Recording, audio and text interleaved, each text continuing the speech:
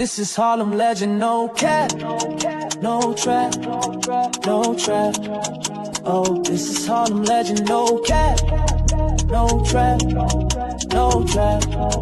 Hey, this is Harlem legend, no cap. Harlem legend TV, we the realest on the screen. Breaking down the culture, keeping everything clean. Hip hop stories raw, nothing in between. From the block to the world, we chasing a dream. See the world through a lens so wide. Every hood story, every truth they hide. I'm the pulse of the block where the truth resides. Harlem legend TV where the realness abides.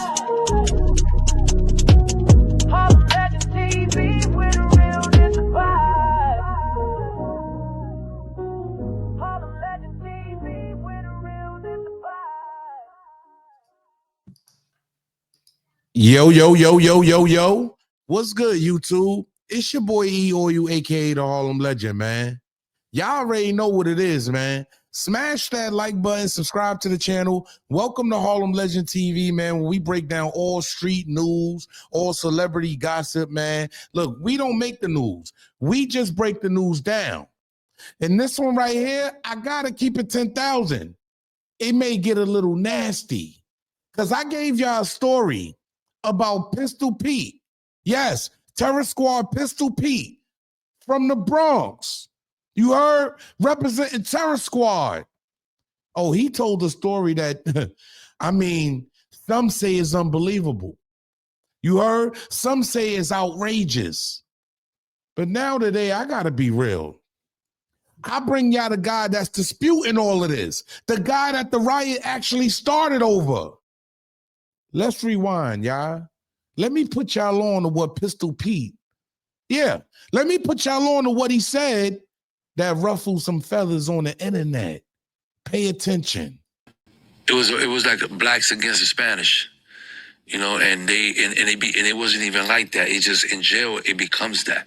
Yeah. People in jail, for some reason, it just becomes blacks and the Spanish, blacks against the Muslim against the Spanish, or the Muslims against the guard bodies, the Muslim against the Bloods, like that. So there was just one of the occasions where it was like a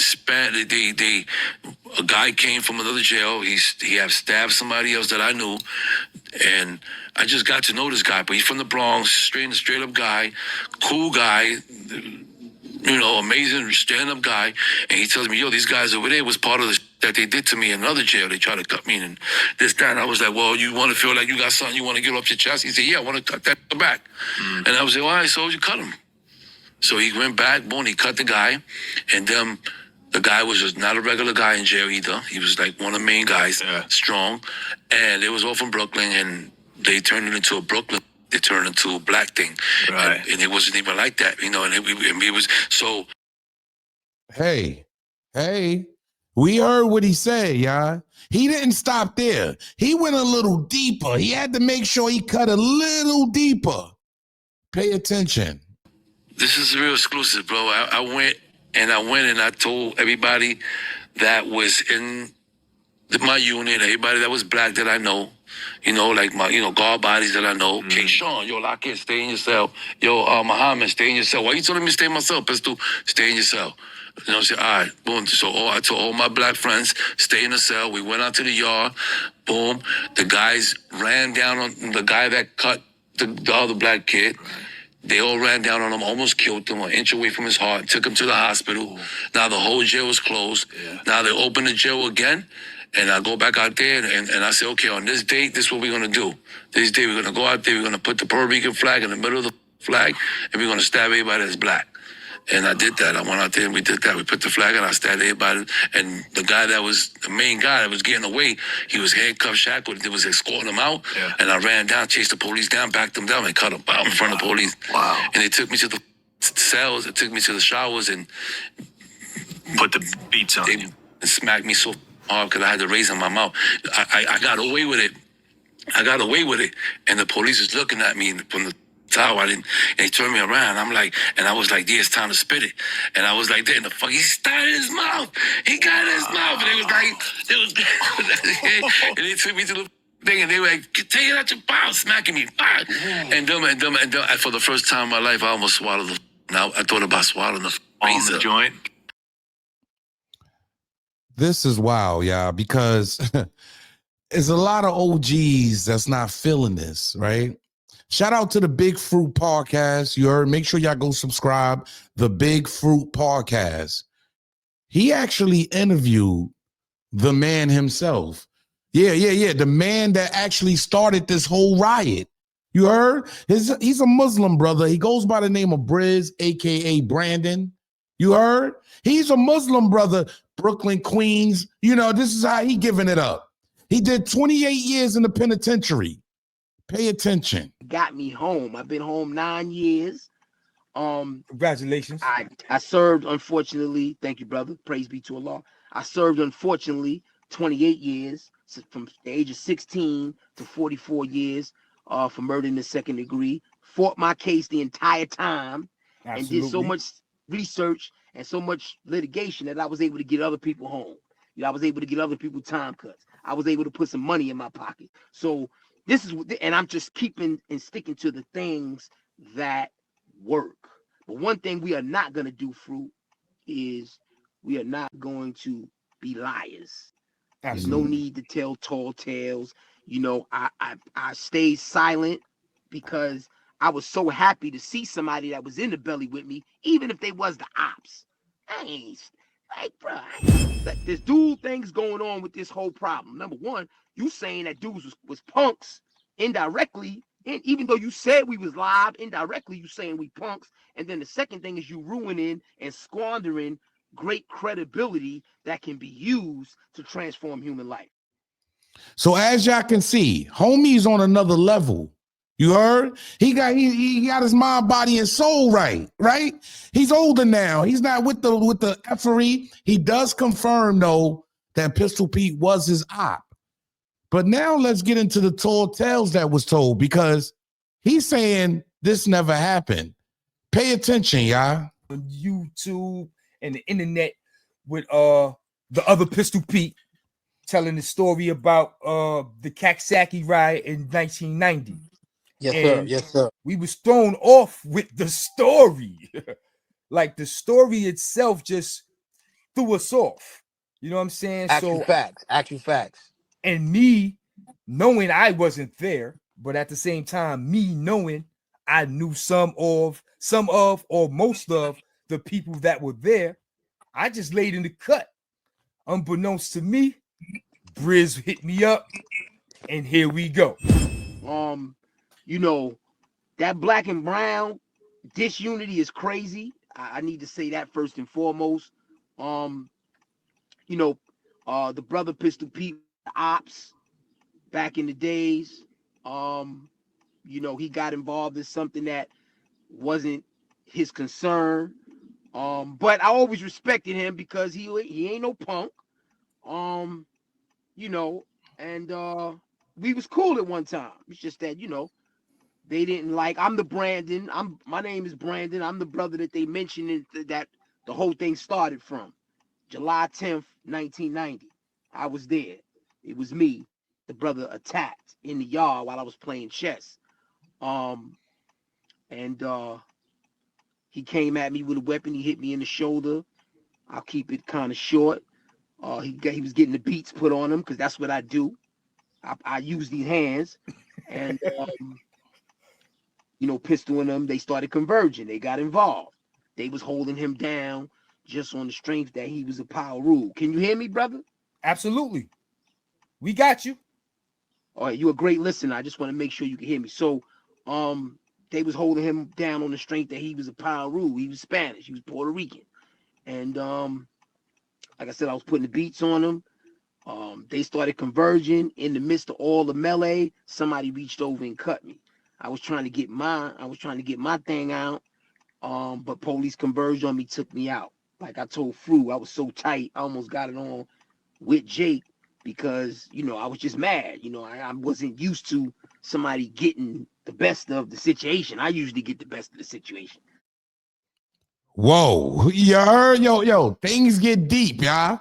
I ain't gonna lie. This is interesting to me. He's breaking it down for what really happened.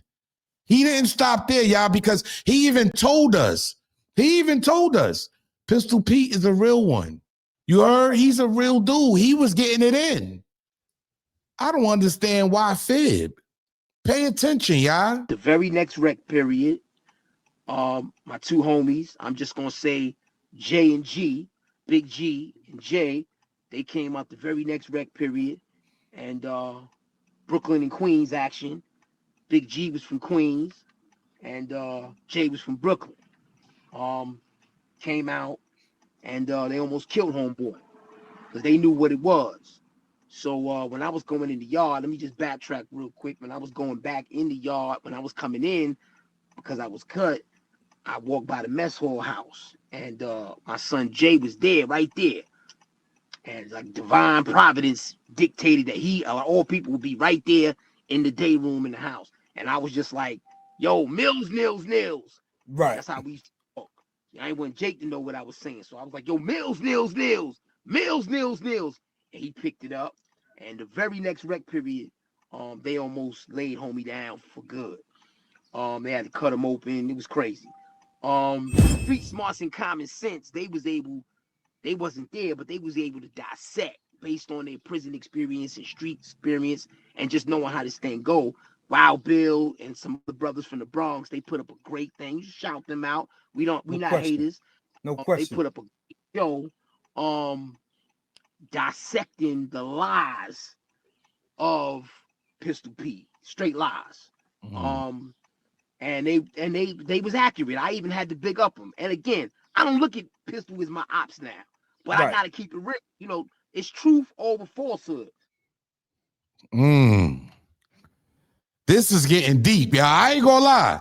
This is getting wild because a lot of these dudes just be fronting, man, be faking. Be fake. Why does he have to fake for the internet? This black brother is saying he was an OG. He was one of them dudes that was putting on. He's basically saying that.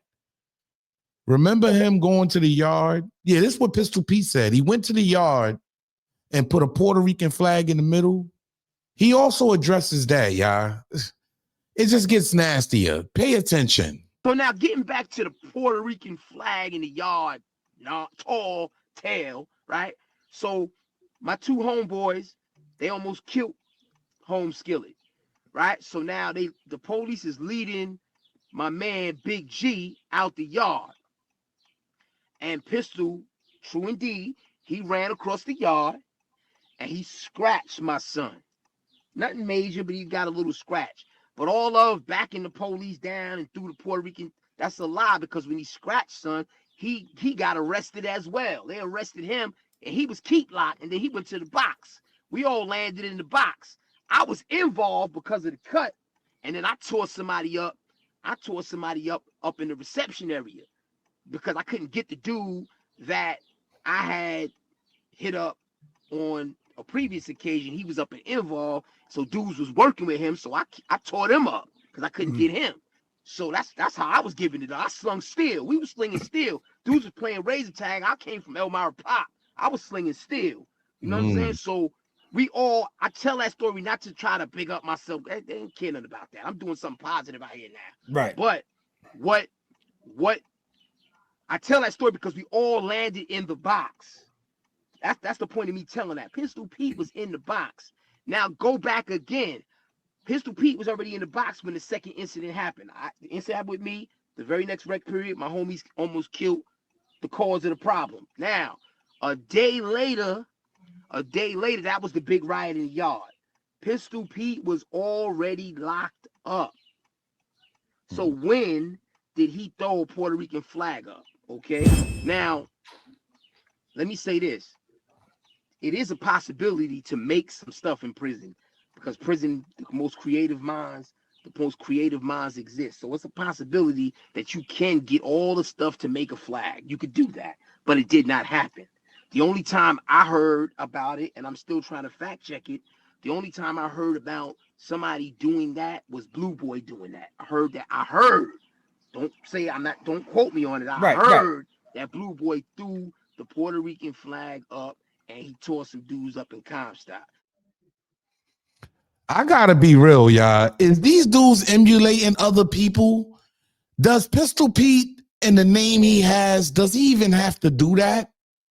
I'm just keeping it 100, man. I mean, he's already on. He's already out here getting money. He's already sitting with the Callis, sitting with the fatjoes. He's sitting with the dude that's sitting at the round table, the Edgar Belangas. You got to understand, he's sitting with millionaires. There's no reason to get on the internet and just tell fake tales and talk to, because people are watching, people are listening.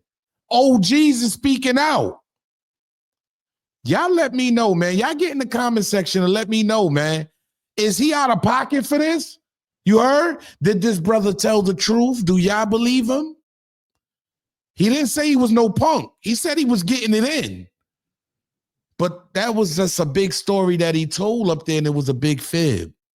Shout out to the Big Fruit Podcast. Make sure y'all go subscribe and show love. He got the full interview over there if y'all want to check it out. But this is wow, y'all. Yo, it's your boy E-Oil, a.k.a. the Harlem Legend, man. Like I said, I don't make the news. I just break the news down. I don't paint pictures, but I damn sure ain't painting narratives either. You dig? Make sure y'all get in the comment section. Make sure y'all tap on one of these 4 videos right here, because we only going up. Smash that like button, subscribe. Salute.